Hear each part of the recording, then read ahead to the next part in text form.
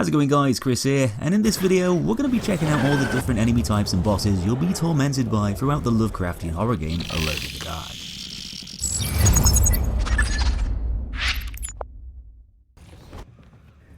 So the most common enemies you can expect to run into over your journey are ghouls covered in rotten vines, generally having a humanoid appearance, albeit a very messed up one. Aside from being wrapped in all those stringy plant-like tendrils and looking a bit like they've been submerged in a damp swamp for a few weeks, these faceless undead creatures are essentially rotting corpses with their internal organs, bones and muscle structure exposed between the vines, giving them similar characteristics to a typical zombie. They'll clumsily shamble around like a drunk during happy hour, aimlessly swinging their arms around to try and slap you about in close proximity. Those awkward staggering movements can make them trickier to hit with your guns, and it's generally best to try and take them down before they get a chance to close the gap, as despite being pretty common enemies with such dopey traits, they can still soak up a surprising amount of bullets, sometimes forcing you to switch guns on the fly or resort to using melee weapons if they get within striking distance. Some of them will quite literally just pop out of nowhere at times, and others can be seen lying in wait to pounce on you as you wander on by. Probably best to either sneak past these guys or just blast them away before they get a chance. Although this next one's probably more of a trap than an actual enemy type, at certain points in the game, maggots can drop down from gooey pods on the ceiling, or even be spat out by other enemies, acting as an area denial tool, causing small amounts of damage if you walk on through them. These maggots can only move around within blobs of slime formed when they land on the floor, though aside from looking a bit gross, they're generally easy to avoid so long as you know where they are. Guns are pretty much useless against them, so don't bother wasting any ammo. Just be careful where you tread if they appear in the area. Now a much more nightmarish enemy comes in the form of the cemetery creature, another undead monster, only this one's made up of multiple skeletal corpses. Along with the vine ghouls, cemetery creatures are also fairly common enemies you can expect to fight along your journey, appearing in lots of different environments, not just being limited to the manor's graveyard despite the name. There's actually 3 variants of these creatures, one covered in giant wriggling maggots, which is the one you'll mainly bump into the most, another that's got several conjoined skulls, having more of a skeletal appearance overall, and also a much stronger, more resilient variant with a big worm for an arm, which can be used as a whip-style weapon, giving the creature more range and health over the other 2 types. These variants might look and act slightly different, but they've all got quite a few things in common. Their right arms have been replaced by skeleton torsos, which can be swung around and used as a hard-hitting melee weapon up close. They've got the ability to spit out those maggot puddles that we talked about earlier, and they'll all flail their limbs around and stumble towards you in a pretty erratic way, making them a little bit harder to hit with your guns, kinda like the vine ghouls. Cemetery creatures can easily overwhelm you in certain areas, and you've got to be careful not to let them force you into a corner, as their attacks can butcher your health bar pretty quickly, especially if there's a few of them around all ganging up on you at once.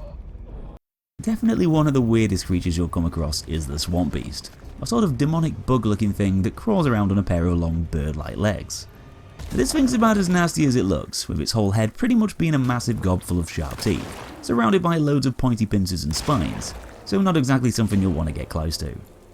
Aside from having a face from hell though, these sneaky things also like to burrow underground to strike from the dirt below. This shouldn't be too problematic however, what with the monsters still being easy to keep track of, due to it leaving a little dirt trail behind as it travels around, while kicking mud up into the air like some sort of Looney Tunes character.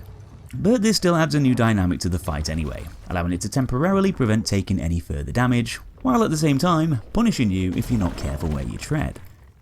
But that's not the only party trick these guys have up their sleeves, as they can also spew out large volumes of black gunky liquid too, massively slowing down your movements, thus preventing you from escaping, as they attempt to get closer and chew you up with that spiky face.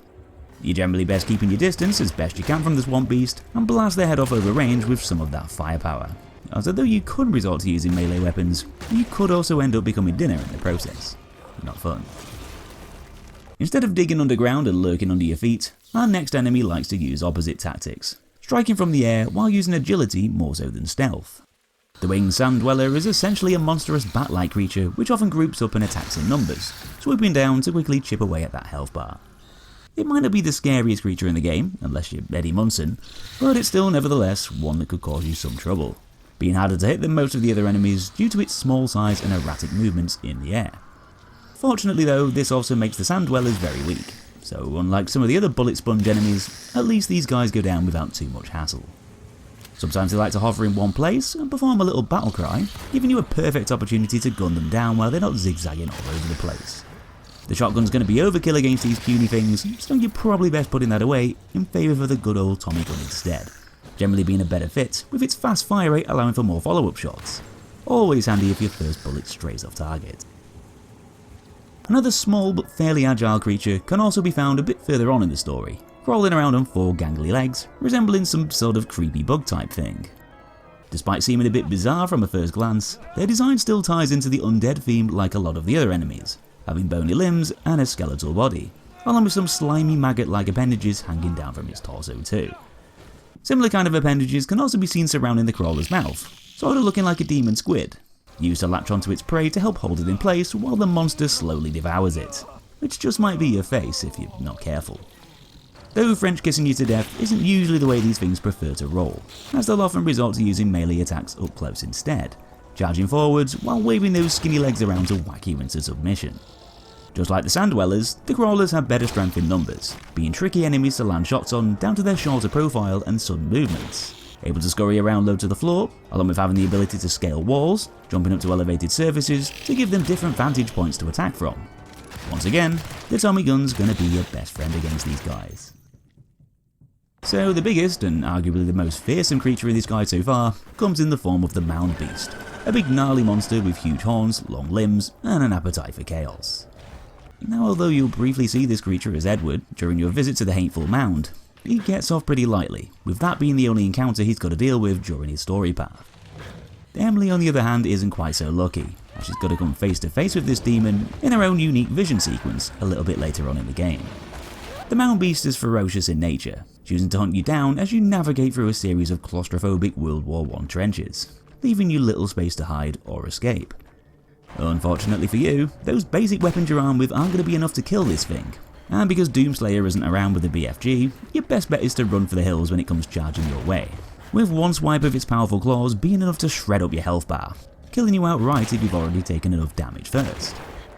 Those guns might not be enough to put the beast down, but they will at least help to keep it at bay, because as it turns out, the monster doesn't really like getting shot in the face very much, so it'll generally retreat after it's had enough of getting blasted. You'll encounter it several times as you wander through the trenches, and if you're low on ammo, you might need to pay attention to its movements and creep around it, in order to get to the next area in one piece. Though eventually, you'll get yourself trapped in an underground bunker, only to be cornered with nowhere to go.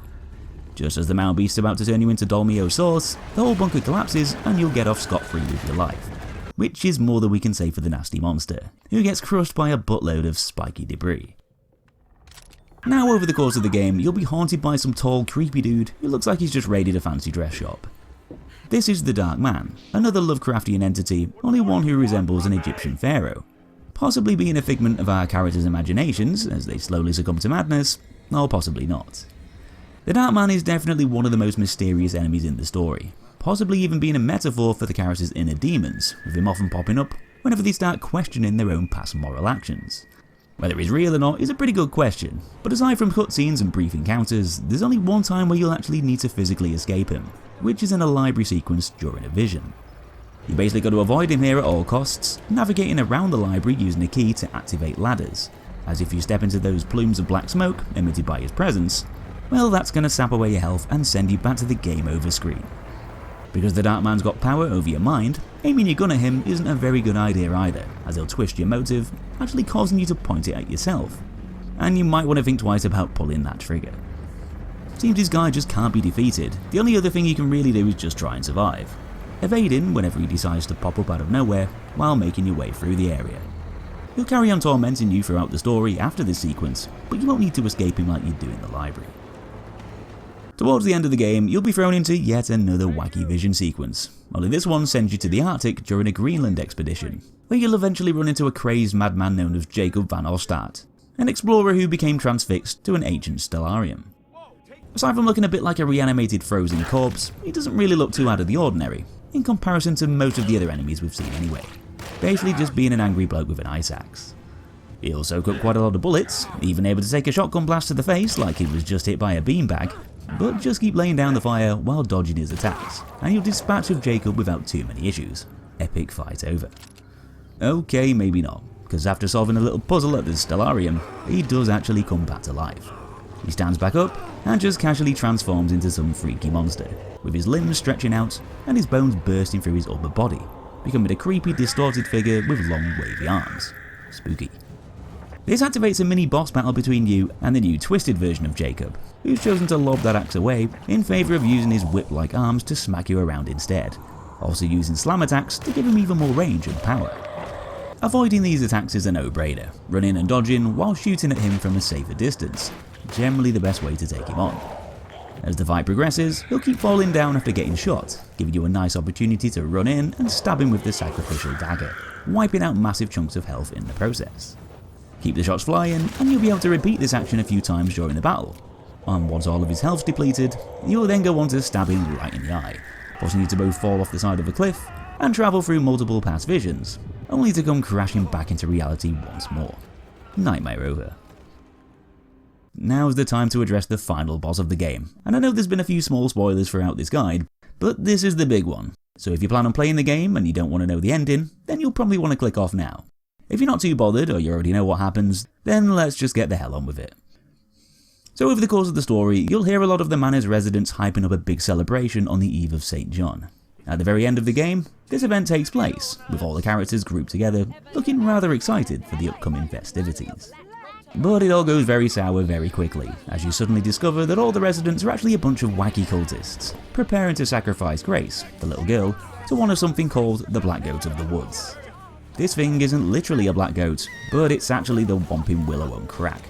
Yep, that big tree in the conservatory just so happens to be one of H.P. Lovecraft's most powerful monsters, a malevolent ancient deity worshipped by the manor's residents. And after their ritual all goes a bit tits up, the black goat is awoken, but it's not very happy, deciding to go on a bit of a rampage, turning the conservatory into a fiery bloodbath while leaving a trail of destruction in its wake.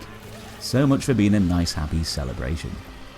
After massacring most of the characters, the creature escapes by smashing its way through the roof and into the now half-destroyed Grand Parlour, throwing you into a chaotic boss battle as soon as you find the big beastie. This is easily the most frantic moment in the whole game, with the black goats not only being bloody massive, but also giving you a lot of things you'll need to keep an eye on as you try and fight and survive. You'll need to dodge the creature's many writhing tentacles, along with the puddles of green spit it likes to spray out all over the floor, all while shooting at the bubbly, frothy areas that keep appearing on the monster's body and legs. These act as weak spots, and damaging them will slowly wear the black goat down, to the point where it will eventually demolish the entire top floor of the parlour, bringing you crashing down to ground level to continue the battle down there. You've basically got to keep on doing the same sort of thing here too, only this time you've also got to watch out for other enemies popping out to assist the boss, which tends to happen when it's in a down state. Definitely best taking them out ASAP before the big guy wakes up, as you'll get yourself overwhelmed by lots of stuff to avoid.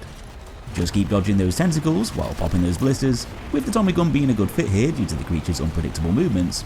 Always be ready for new waves of enemies rushing in whenever the boss decides to have a lie down, and eventually, after enough damage is dealt, the ceiling will nicely collapse on the black goat's head, putting an end to its spicy tantrum once and for all.